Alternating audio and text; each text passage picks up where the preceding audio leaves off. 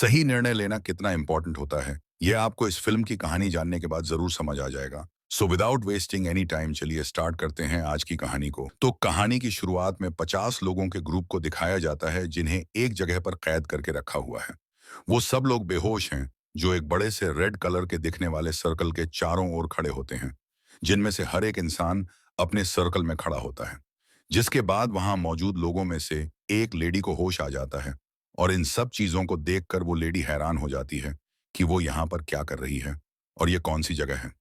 इसी बीच वो अपनी जगह अपने सर्कल से बाहर निकल जाती है और तभी वहां पर अलार्म बजने लगता है और देखते ही देखते वहां मौजूद सभी लोगों को होश आ जाता है, जिसमें से एक लेडी कुछ समझ नहीं पाती है और पैनिक करने लगती है। पर उसके सामने खड़ा हुआ आदमी उसको समझाने की कोशिश करता है कि तुम अपनी जगह पर खड़े रहना, पर वो डर के कारण अपनी जगह हिल जाती है और तभी एक बहुत जोर का बिजली का झटका उसको लगता है जिससे उसकी जान चली जाती है। जिसके तुरंत बाद एक बार फिर से अलार्म बजता है, जिसकी वजह से वहां मौजूद सारे लोगों को होश आ जाता है और जैसे ही उनमें से एक आदमी उस डेड लेडी को चेक करने के लिए अपनी जगह से हिलकर उस सर्कल से बाहर निकलता है, तो उसे भी वही बिजली का झटका लगता है और वो भी मारा जाता है। जिसके बाद उनकी बॉडीज को एक इनविजिबल फोर्स अंधेरे में खींच कर ले जाती है, जिसको देखकर सब बहुत ज्यादा डर जाते हैं। दरअसल वो सब लोग एक ऐसे गेम में फंस चुके हैं जहां से निकलना मुश्किल है, क्योंकि अगर वो अपनी जगह से हिलें तो उन्हें बिजली का झटका लगेगा। जहां पर हमें एक और चीज पता चलती है कि इन सभी पार्टिसिपेंट्स को एक दूसरे को छूने की अनुमति नहीं है, क्योंकि अगर ये एक दूसरे को छूते हैं तो अलार्म बजता है जिसके परिणाम कुछ भी हो सकते हैं। अब सब लोग समझ चुके होते हैं कि उन्हें अपनी जगह से हिलना नहीं है। अगर वह हिलें तो मारे जाएंगे। जो उस लेडी और उन सभी को अपनी जगह से हिलने के लिए मना कर रहा था, और वो भी मारा जाता है, जिसका मतलब उन्हें समझ नहीं आता है। पर वहां उनमें मौजूद एक हैट वाला आदमी यह समझ जाता है कि अगर हम किसी की तरफ हाथ को बंद करके पॉइंट करते हैं तो जमीन पर बने एरो उसी दिशा में चलने लगते हैं। वो आदमी ऐसा करके एक लेडी की ओर पॉइंट करता है और जैसे ही काउंटडाउन खत्म होता है उस लेडी की बिजली के झटके से मौत हो जाती है। जहां सब लोगों को यह भी पता चलता है कि हर इंसान सिर्फ अपने एरो को ही देख सकता है और किसी को भी यह नहीं पता है कि कौन किसकी तरफ पॉइंट करके उसे मारेगा। अब जैसे जैसे लोग आगे मरते जाते हैं उन्हें गेम के रूल्स भी आने लगते हैं, जहां वो सब इतना समझ जाते हैं कि जिस इंसान को ज्यादा वोट करके अपने हाथों से पॉइंट करा जाएगा उसकी मौत पक्की है, और जो ये अलार्म का काउंटडाउन है ये हर 2 मिनट बाद बजेगा। जिसके बाद उन्हीं में से एक बूढ़ी औरत यह तय करती है कि कोई भी किसी को वोट करके नहीं मारेगा। वो सब इसको भी ट्राई करते हैं, पर ऐसा करने पर 2 मिनट बाद जब अलार्म बजता है तो वहां रैंडम सिलेक्शन होने लगते हैं, जिससे एक लेडी की डेथ हो जाती है। जिसके बाद वो लोग समझ जाते हैं कि उनमें से किसी ना किसी एक का मरना तय है, फिर चाहे कोई वोट करे या फिर ना करे। जिसके बाद वहां पर मौजूद एक कॉलेज स्टूडेंट सभी से यह कहता है कि हम नहीं जानते कि यह सब कौन कर रहा है और क्यों, पर हमें जल्द से जल्द इसके बारे में पता लगाना होगा। इसलिए हमें सबसे पहले पुरानी पीढ़ी के लोगों को वोट करके खत्म करना होगा, जिससे हमें कुछ वक्त मिल सके, क्योंकि पुरानी पीढ़ी के लोग अपनी पूरी लाइफ जी चुके हैं और हमें अभी बहुत कुछ करना है, जिसके लिए पहले वहां पर मौजूद लोग नहीं मानते, पर कोई चारा ना होने की वजह से उन सबको उस बात से सहमत होना पड़ता है और फिर वो 70 साल के लोगों को टारगेट करके मारने लगते हैं। साथ ही में वो सब लोग एक दूसरे के बारे में जानने का फैसला भी करते हैं और एक एक करके अपने बारे में बताने लगते हैं कि उन्हें कुछ भी याद नहीं है कि वो यहाँ पर कैसे पहुंच गए। जहां उन्हीं में मौजूद एक लड़का एरिक उनको बताता है कि एक एलियन स्पेसशिप ने मुझे ऊपर स्पेसशिप में खींच लिया था, जहां पर मैंने बहुत सारी डेड बॉडीज को देखा था, और इसके बाद का मुझे कुछ भी याद नहीं है, क्योंकि जब मेरी आंख खुली तो मैं यहाँ पे था। जिसके बाद सबको पता चल जाता है कि शायद इन सब के पीछे एलियंस का हाथ है, और फिर वो सभी लोग एक एक करके बूढ़े लोगों को वोट करके मारने लगते हैं। जिस बीच कुछ बूढ़े लोग अपनी जान को बचाने के लिए झूठ भी बोलते हैं, पर उसके बावजूद भी उनको मार दिया जाता है। अब बूढ़े लोगों को मारने के बाद वो कॉलेज स्टूडेंट एक ऐसी लेडी को मारने के लिए कहता है जिसको कैंसर है और उसकी उम्र 50 से ऊपर है, पर उसके इस फैसले से बाकी लोग सहमत नहीं होते हैं। इसलिए वो सब मिलकर उस कॉलेज स्टूडेंट को ही वोट करके मार देते हैं, क्योंकि सब जानते हैं कि 60 से 50 की उम्र के बाद यह 40 की उम्र वालों को मारने के लिए कहेगा। अब यह गेम बहुत कंफ्यूजिंग हो गया था और अब किसी को भी कुछ समझ ही नहीं आ रहा था कि किसको बचाए और किसको मारे। पर तभी वो लेडी जिसको कैंसर है बोलने लगती है कि हम सब यहाँ पे क्यों हैं। शायद हम सबका आपस में कोई ना कोई कनेक्शन है और अगर हम उस बात का पता लगा लें तो शायद हम बच सकते हैं। जिसके बाद वो सभी लोग वैसा ही करते हैं।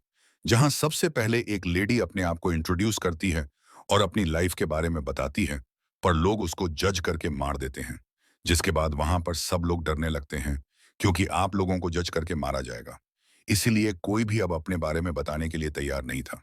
पर क्रेग नाम का आदमी सामने आता है और खुद को इंट्रोड्यूस करते हुए अपनी वाइफ के बारे में बताने लगता है कि मेरी वाइफ भी इसी गेम में फंसी है, और मैं सभी लोगों से यह रिक्वेस्ट करता हूं कि कोई भी उसे वोट करके ना मारे। और अब देखते ही देखते उन सब का किसी ना किसी के साथ कनेक्शन निकल जाता है, जिनमें से कुछ लोग एक दूसरे को तो पहले से ही जानते थे। जिसके बाद फिर वो सब वहां मौजूद एक स्पेनिश आदमी को मारने का फैसला करते हैं। पर बाकी लोग इससे सहमत नहीं होते, क्योंकि वो किसी भी कंट्री में क्यों ना रह रहा हो, एट द एंड वो एक इंसान है और सबको जीने का हक है। लेकिन फिर भी वो लोग एक एशियन ओल्ड लेडी को वोट करके मार देते हैं। जिसके बाद वहां पर मौजूद एक पुलिस ऑफिसर सामने खड़े काले कपड़ों वाले आदमी को, जिसकी बॉडी पर टैटू बने हैं, उसके बारे में बताता है कि कैसे उसने अपनी गर्लफ्रेंड को बड़ी बेरहमी से मार दिया था और अब उसे जीने का कोई हक नहीं है। वो आदमी मना करने लगता है, पर फिर भी यह सब लोग उसको वोट करके मार देते हैं। अब स्थिति इतनी खराब हो गई है कि यह लोग धर्म के आधार पर लोगों को वोट करके मारने लगते हैं। जहां पर वो सबसे पहले एक मुस्लिम महिला को वोट करके मारते हैं। पर तभी अचानक वहां पर एक आदमी जातिवाद की बात करने लगता है और कहता है कि अब सब लोग ब्लैक लोगों को टारगेट करके मारेंगे, जबकि पहले ही कई सारे ब्लैक लोग मारे जा चुके हैं। इसलिए उन सब में से एक ब्लैक आदमी बोलता है कि अब हमें सब गोर लोगों को वोट करके मारना चाहिए। जिस बात को सुनकर सभी अमेरिकन गुस्सा हो जाते हैं और वो पुलिस ऑफिसर उसको बुरा भला और गाली देने लगता है, जिसकी वजह से वो सभी लोग उस पुलिस ऑफिसर को वोट करके मार देते हैं। जिसके बाद वहां पर मौजूद एक सोल्जर ये बोलता है कि हमने सब कुछ ट्राई करके देख लिया, पर इसका कोई फायदा नहीं हुआ। पर अब हमें सबके बीच टाई करके देखना होगा। क्या पता इससे कोई मारा ही ना जाए, और अगर हमारी तरकीब काम कर गई तो हमें सोचने का कुछ वक्त मिल जाएगा। फिर शायद हम सब यहां से बाहर निकल सकते हैं। जहां सब लोग उस सोल्जर की बात को मान लेते हैं और अलार्म बजते ही जैसे ही वो इस तरकीब को आजमाते हैं और खुद को वोट करने लगते हैं, तब उनको पता चलता है कि वो खुद को वोट कर ही नहीं सकते। जिसके बाद वो सभी अपने बगल में खड़े व्यक्ति को वोट करते हैं, जिससे हर एक इंसान के पास एक एक वोट हो जाता है। पर इससे भी बात नहीं बनती है और एक आदमी मारा जाता है। वो सब एक बार फिर से कोशिश करते हैं, जहां पर एक प्रेग्नेंट लेडी और एक आदमी के बीच में टाई हो जाता है और एरिक उस आदमी को सीक्रेटली वोट करके एलिमिनेट कर देता है। सब एरिक के इस फैसले से सहमत होते हैं, जहां पर वो ये भी कहता है कि अंत तक शायद यही प्रेग्नेंट लेडी बचेगी या फिर वो 10 साल की बच्ची। जिसके बाद आधे लोग ये डिसाइड करते हैं कि कोई भी प्रेग्नेंट लेडी को वोट नहीं करेगा, पर कुछ लोग उससे सहमत नहीं होते हैं।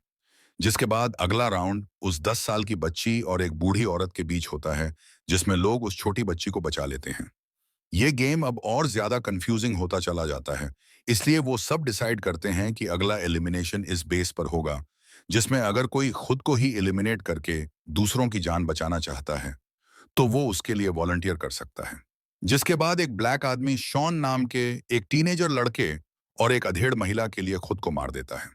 जिसके बाद वो सब लोग उस सोल्जर को वॉलंटियर करने को कहते हैं, पर वो वॉलंटियर करने से मना कर देता है, क्योंकि उसने अपने अजन्मे बच्चे को अभी तक देखा भी नहीं है और उसको देखे बिना वो नहीं मर सकता। जिसे सुनकर वो सब इमोशनल हो जाते हैं और उसको वोट नहीं करते। जिसके बाद वहां मौजूद एक आदमी ये कहता है कि शायद ये सब भगवान की मर्जी से हो रहा है, पर वहां मौजूद दादा एक दूसरे आदमी को उसकी यह बात सुनकर गुस्सा आ जाता है। जिस पर वो कहता है कि अगर गॉड होते तो उनके साथ ऐसा नहीं होता, और इस वक्त जो भी हमारी जान बचा सकता है वो है यह जगह। जिसकी बात सुनकर गॉड में बिलीव करने वाले लोग गुस्सा हो जाते हैं। जिसके बाद वो उस आदमी को वोट कर देते हैं। पर वो मैच उस आदमी और एक यंग लेडी के बीच टाई हो जाता है, जिसमें उस आदमी की जान बच जाती है और वो हंसने लगता है। वो उस यंग लेडी को प्रोस्टिट्यूट साबित करता है, जिसका चक्कर अपने बॉस के साथ चल रहा है। वो उस लेडी को बहुत ज्यादा गालियां देता है, जिस कारण से सब लोग उस आदमी को ही एलिमिनेट करके मार देते हैं। जिसके बाद अब वहां पर मौजूद एक बूढ़ा आदमी यह कहता है कि उन सभी को अब उन लोगों को टारगेट करना चाहिए जिनके कोई बच्चे ना हों और ना ही कोई फैमिली। इसलिए एक आदमी अपने बगल में खड़ी एक लेडी से उसके बारे में पूछता है, जहां वो उसको बताती है कि वो मैरिड है, उसकी एक फैमिली है जिसमें एक बच्ची भी है, पर वो लेडी लेस्बियन होती है। जिसे वो आदमी पाप मानता है और उसकी बुराइयां करने लगता है। वो लोगों को उसको वोट करने एक्चुअली मनाता है, पर लोग उसकी बात से सहमत नहीं होते हैं, क्योंकि होना कोई पाप नहीं है। इसलिए वहां पर मौजूद सभी लोग उस आदमी को ही वोट करके मार देते हैं। जिसके कुछ देर बाद एक लड़का और एक लड़की के बीच में टाई हो जाता है, जिनका अफेयर एक दूसरे के साथ चल रहा है। पर कोई भी उन्हें वोट नहीं करता है, जिससे उन दोनों की ही मौत हो जाती है। और सबको एक नए रूल के बारे में पता चलता है कि होने वालों के बीच किसी को भी वोट ना करने पर दोनों की जान जाएगी। यह देखकर सभी वहां पर शॉक रह जाते हैं। जिसके बाद वहां मौजूद लंबे बालों वाला और दाढ़ी वाला आदमी यह कहता है कि क्या कोई इस गेम में जिंदा बचेगा, क्योंकि दोनों के बीच होन पार दोनों की जान जा सकती है। जिस पर एरिक कहता है कि आखिर में वही प्रेग्नेंट लेडी बचेगी जिसे हम मार नहीं सकते, और जो भी एंड में उसके सामने होगा उसको खुद को उसके लिए मारना होगा, तभी वो बच पाएगी। जहां सब अब इसके बारे में बात करने लगते हैं, और एक ओल्ड मैन उस प्रेग्नेंट लेडी से कुछ कहता है। जिसके बाद वो ये भी कहते हैं कि उन्हें अगर उस प्रेग्नेंट लेडी को बचाना है तो उस बच्ची को मारना होगा, क्योंकि अगर एंड में आम इस प्रेग्नेंट लेडी और इस 10 साल की बच्ची के बीच में टाई होता है तो वो उसे वोट नहीं कर पाएगी, जिसकी वजह से इन दोनों की जान चली जाएगी। ओल्ड मैन की इस बात से सब नाराज होते हैं और उस पर गुस्सा करते हैं, लेकिन वो समझाता है कि मैं सोसाइटी के विकास के लिए बहुत डोनेशन करता हूं। इन सभी बातों के बीच में उस स्पेनिश आदमी की लैंग्वेज को ट्रांसलेट करने वाली लेडी मारी जाती है।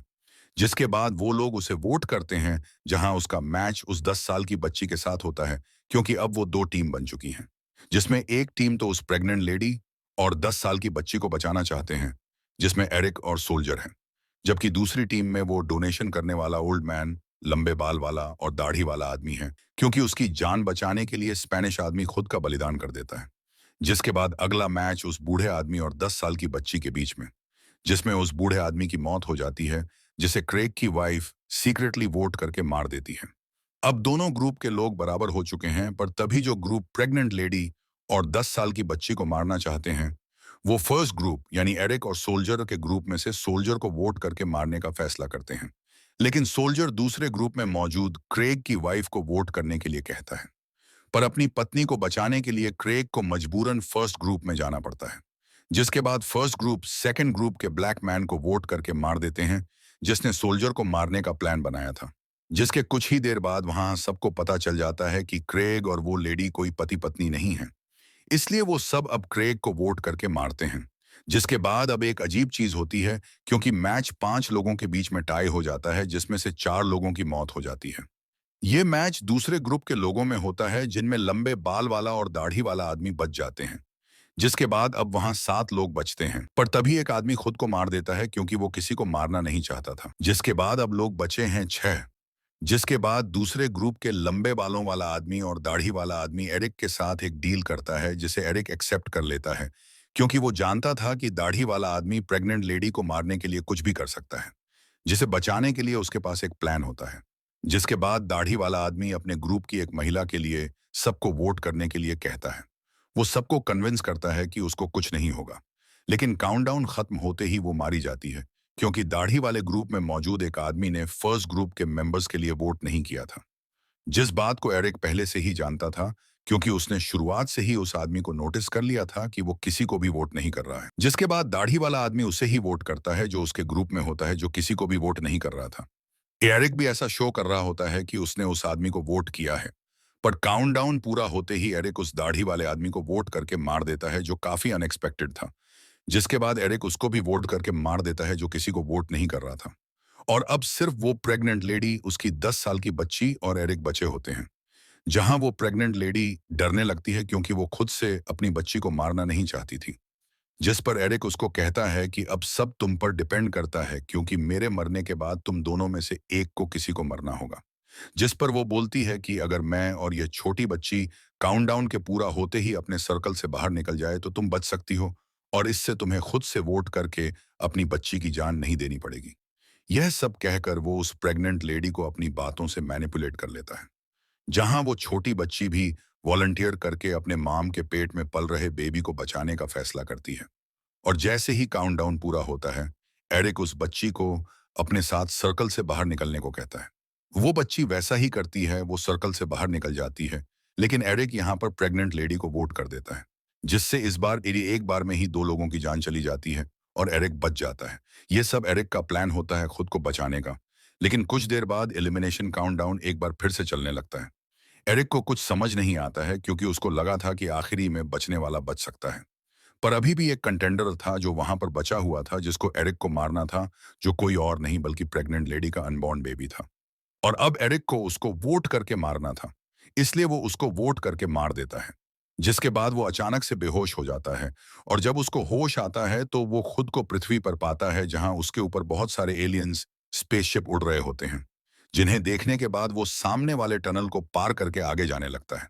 लेकिन जैसे ही एरिक टनल को पार करके आगे जाता है तो उसे वहां और भी ऐसे लोग दिखाई देते हैं जिन्होंने वो गेम खेला था, और वो सब भी उस गेम के सर्वाइवर्स थे। और इसी के साथ ये फिल्म यहाँ पे खत्म हो जाती है। मैं जानता हूँ ये सर्वाइवल स्टोरी थोड़ी सी अजीब है, लेकिन फिर भी आप हमें कमेंट करके जरूर बताएं कि एरिक ने यहाँ पर सही किया या गलत, क्योंकि ऐसी सिचुएशन में इंसान सबसे पहले खुद की जान बचाता है। पर फिर भी क्या एरिक उस प्रेग्नेंट लेडी को बचा सकता था, जिसका जवाब तो अभी अनसर्टेन है। पर फिर भी आपकी इस पर क्या राय है, हमें जरूर बताना। फिलहाल तो आज के वीडियो में बस इतना ही, लेकिन फिर से जरूर मिलेंगे एक और नई इंटरेस्टिंग कहानी के साथ। पर तब तक के लिए धन्यवाद।